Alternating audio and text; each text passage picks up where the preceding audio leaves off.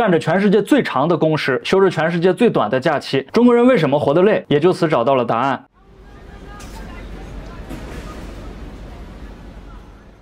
Hello， 大家好，我是叶绿绿。今天我们来聊一下中国人为什么活得累。根据以往朴素的经验，一个人如果觉得活得累，那大概率是因为工作时间太长，而休息时间不够用。这期节目我们就来盘点一下中国人的工作时长在全世界到底是个什么水平，以及我们的休息时间都去哪儿了。根据国际劳工组织数据，2023年35个国际经合国家当中，中国劳工年工作时长以2548小时领跑全球，平均每周工作49小时，每天工作9.8小时。而倒数第一的德国年工作时长1341小时，平均每周25.8小时，每天5.1小时。两个数据放在一起比较，就会发现遥遥领先的中国劳工足足比倒数第一的德国劳工多出了1200多个小时。居于两者中间的是美国劳工，年工作时长1811小时，每周34.8小时，每天7小时。如果说跟欧美的发达国家比较劳工时长不公平的话，那我们去看看亚洲的日本和韩国。日本1607小时，每周31小时，每天6.2小时；韩国1901小时，每周36.5小时，每天7.3小时。我们看，不管是在欧美还是亚洲，中国劳工的工作时长在全世界都是首屈一指的。每天9.8小时的工作时长，如果再加上通勤时间，至少在11个小时左右。事实上，中国劳动法规定每天只需工作8小时，每周工作5天，合计一共是40个小时。理论上，最高年工作时长是2088个小时，可是实际工作时长2548小时，比理论最高工时超出了足足460个小时。如果按每天8小时算的话，全年就多上了57.5天班。2023年全年是52周零1天，多出的这57.5天，周周都加班的情况下，还剩5天半。那么多出来的这5天半的班是怎么上出来的呢？没错，就是占用休假。除了婚假、产假和病假，全世界福利假期的构成基本上是一样的，分为公共假期和带薪假期两部分。这个公共假期比较好理解，顾名思义就是大家一起休的假期。它的假期来由主要跟当地的民俗和文化有关系。比如说我们到过年的时候休春节的假期，那么西方欧美国家休的就是圣诞节的假期。像缅甸、伊朗这种宗教和民俗文化比较丰富的国家，公共假期就相对比较多一些。但是像芬兰、法国、澳洲等等这些国家，公共假期普遍都在10天左右。中国大陆的公共假期是11天，在全世界190多个国家和地区当中，排名大概是80位左右，属于中不溜。香港的公共假期就比较多，一共17天，排名相对靠前。主要原因是因为它是国际金融港，要照顾不同的国家、民族和信仰，比如耶稣受难日、佛教的佛诞日、传统的重阳节以及圣诞节。同样都是公共假期，但是在不同国家和地区，对于公共假期的施行和管理还是有很大区别的。比如说捷克把公共假期和日历严格绑定，也就是说，假设你的假期刚好碰到了周六日，那就叠在一起过，不退不补。另外，像英国和美国，它不把假期和日历绑定，这种情况大家就比较喜闻乐见。假设有一天公共假期刚好撞上了周六日，那么周六日休完了，在临近的周一或者周五再给你补一天。相比之下，我们这个公共假期就比较没有规律可循，既不跟日历绑定，也没有什么多退少补。换句话说，怎么休怎么调，全看国家需要。也就是这种集中调休、集体听指挥的休假方式，经常会给铁路、高速等等这些公共交通带来非常巨大的压力。比如每年的5一小长假、11黄金周以及春运的返乡和回程，都会有特别多运力紧俏的新闻。比如什么天气原因导致航班延误、高铁晚点等等，导致大量的旅客滞留。还有那种比较惨的，堵在高速公路上好几天，衣食住行都要在车里面解决。那么问题来了，既然公共假期这么麻烦、这么拥挤，为什么大家不自主出行呢？用我们近些年的新词儿叫错峰出行。其实问题就在我们刚才提到的带薪假期上。带薪假期就是除了法定假期以外，企业和政府内部给予员工的福利假期，也叫做带薪年假。全世界范围内带薪假期最多的应该是欧盟。欧盟立法规定，所有27个成员国必须给予员工至少4周的带薪年假。其中冰岛、芬兰、瑞典还有法国这样的国家就更为大方，基本上都在25天带薪年假，比法定的还要多1周。好，我们回到中国，大多数中国人的带薪年假一般都是5天，在全世界190多个国家和地区里面，大概排在180位左右，也就是垫底的。其中香港能好一点，工作2年以内有7天年假，往后每增加1年，年假增加1天，上限是14天。大陆的话就比较干脆，1到10年统一是5天，10到20年统一是10天，20年往上是15天。相比的话，台湾就比较细腻。你看哈，半年至1年是3天，1年是7天，2年是10天，3至4年是14天，5至9年是15天。